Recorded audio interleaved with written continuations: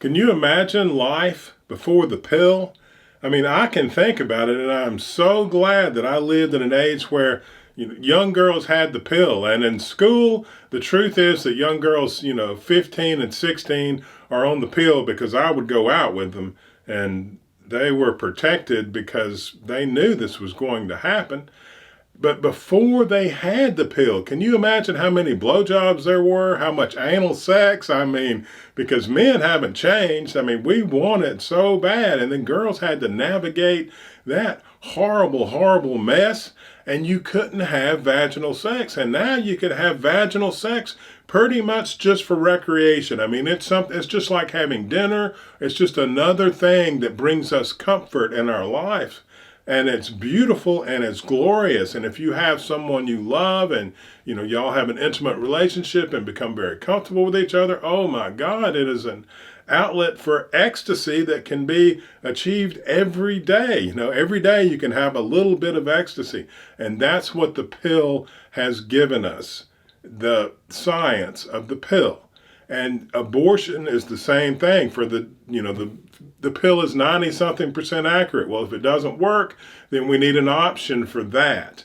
And it's the same. You're stopping life from being born. You're making it where sex can be fun. And yes, you still have to control your sexual urges. You still have to, sex is best in a committed, intimate relationship. It really, because your comfort can grow and you can practice stuff. And that's really the way. There's still rules. It's not like, but we've just improved it and made it better, like the way we've learned to feed most of the world, when there were starving kids everywhere back in the day until we made it better. And now we've made sex better, and abortion is part of that. And God does abortions. There are miscarriages all the time. He's not against killing babies. And trust me, not at all. Babies die for all sorts of reasons.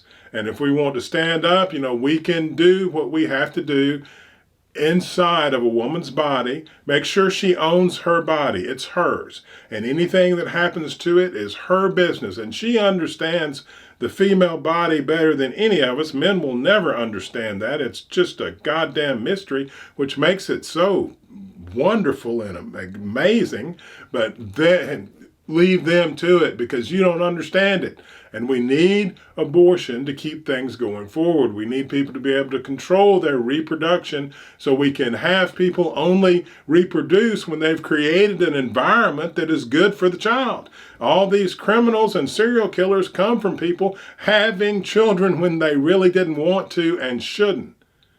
Let's grow up and let's start making the world make sense and move forward. Get away from this wokeness and get away from these Christian ideals that belong to a sect of people that are totally welcome to keep them, but the rest of us have moved on in the past 2,000 years away from religion and see a different mysticism. And we're going to go with that as the majority of humanity, because even most of the Christians feel the same way and go to church just because it's a club and a place to join. And once they start seeing some other people standing up and saying, that's something to respect and something we'll always remember that did good for us, we're moving on now.